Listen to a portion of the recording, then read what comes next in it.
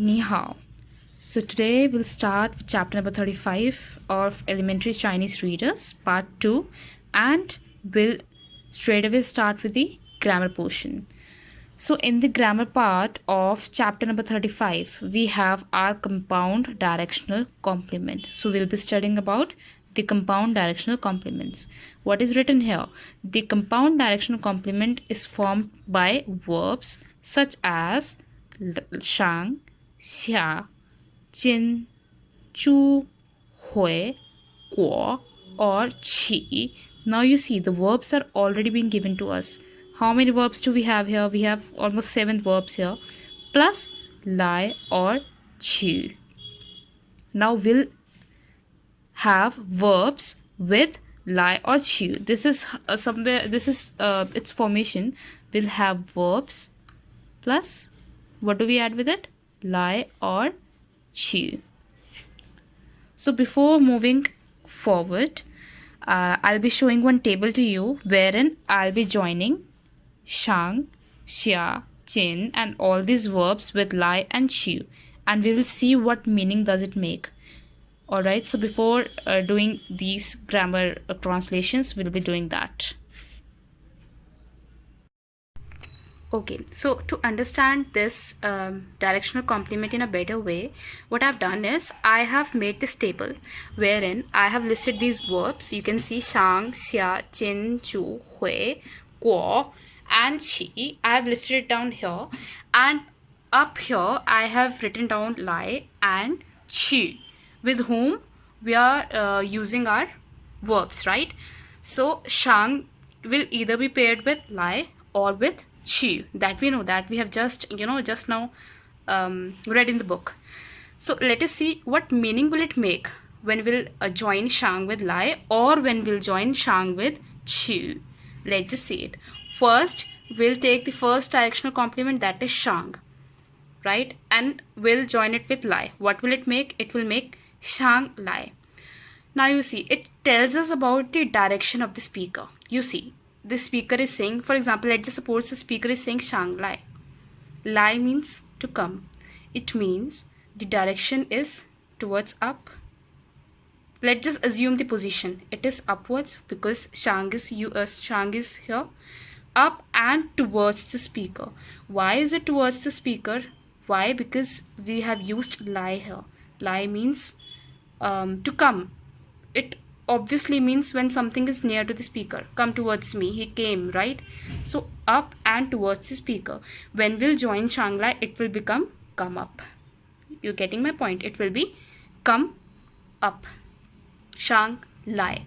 Similarly, if we will join shang with qi, what will it make? Try to think. First, think where is the position of the speaker. It is obviously up, but since lie is not here, chew is here, so it is up and away from the speaker.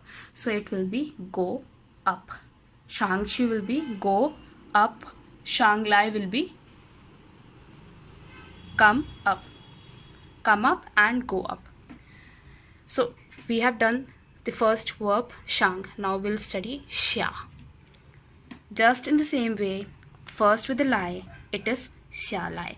So again, where is the position? It is down. Remember, in this it was up.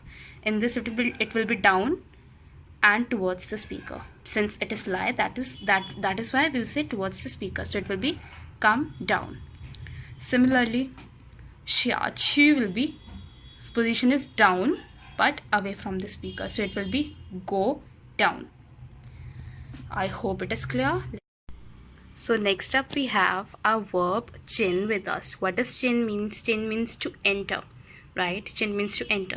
So when we'll join chin with our lie, what will it become? It will become chin lie. What does chin lie means now? Chin lie will be to come in.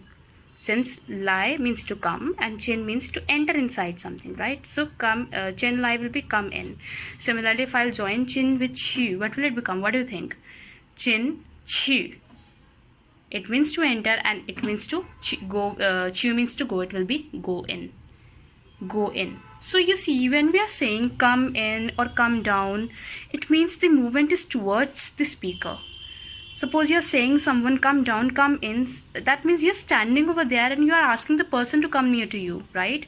And when you're saying go down or go in, what is happening over there? You're asking the person to go away from you. So the movement is away from you, it is not towards you. That is why here it will be go down and go in. Alright. So let's just see our next verb, which means chu. What does chu means? Chin means to enter, chu means to exit, to go out, to exit. Similarly, chu lie will be, again we are just adding the verbs with lie, first with lie, then with chu, and we are understanding its meaning. Why we are doing it? Because when we'll do the translation of the grammar, it will help us to identify what does chu lie means. If you don't know what does chin lie means, what does shang lie means, how will you be able to translate the grammar portion? So that is why we are doing it. Now coming back to the point, chu means to go out, right? And lie means to come, so it will be come out. Again the movement is towards the speaker, so it will be come out. Now when we'll join chu with chu, what will it be? What will it be? It will be go out. Chin lie was come out. Chu means go out, means to go, and chu you already know it means to go out. So chu will be go out. Coming on to our next verb. What is it? It is hui. What does hui means? Hui means to return back, right? Hui means to return back. Now join hui with lie. What will it be? What will it be? Try it on your own. Hui lie. What does lie means? To come. And what does hui means? To return back. So what will it be? Come back. Now you see the direction or the position is towards the speaker. The person is asking come back. It means he's asking him to come near to him, to come to him. So that is why it will be come back. Now joining hui with chu, what will it make? Hui chu. Lie, hui lie was come back. Hui chu will be go back. So the position is away from the speakers. That is why it is used go back. So I hope this makes the point clear. So coming on to our next point, that is guo. Now what is guo? Guo is basically used to make something past, right? Just like le. When we join guo with lie, it will become to come over. Guo lie means to come over. Similarly, joining guo with chu will be go over. Come over and go over. So our last verb is chi. Chi means to, you already know what this chi means. It means to rise above, to rise up, right? And we don't use chi with chu, we just use chi with lie, and which means to rise up. So these were our directional complements. So I will be posting the picture of this table that I've made. I'll be posting it here so that you can take a screenshot of it. All right, let's just come back to our grammar points. So let us now we have done the table, so let us now read what is written here in the grammar part.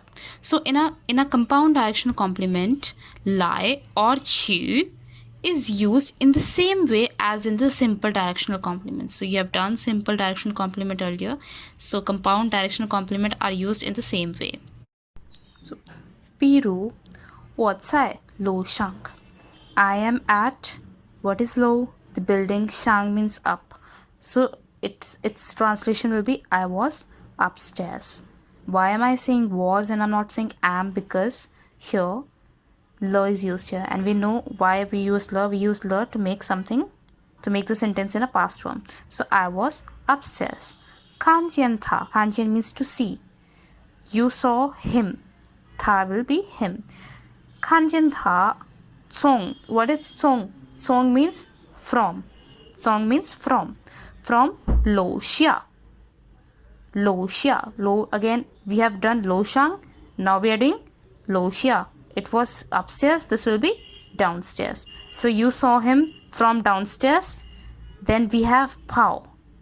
Pao means to run, right? To run. Now here comes the part. Shang lai le.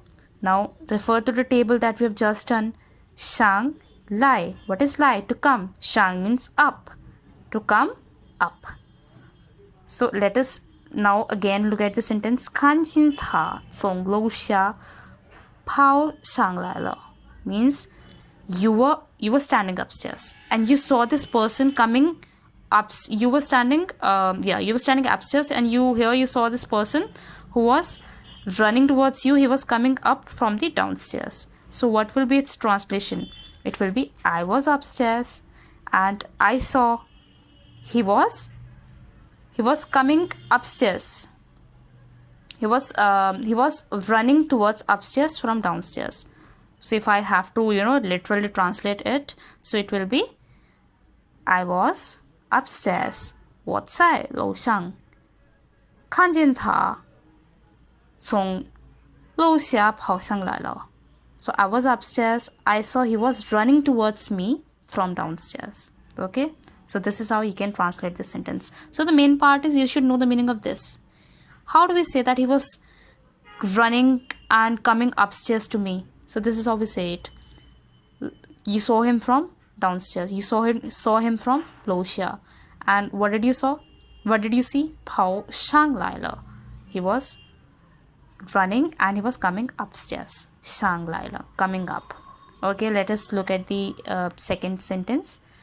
图书馆的老师. What is 图书馆? Library.